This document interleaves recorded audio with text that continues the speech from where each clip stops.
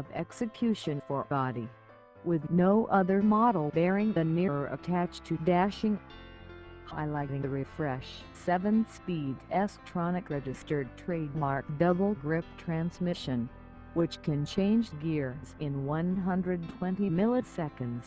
The V10 show achieved 60 miles per hour in 3.5 seconds and best track speed of 199 miles per hour. The new best model, the R8 V10, in addition to launches from 0 to 60 miles per hour in 3.2 seconds and can accomplish the best track speed of 205 miles per hour.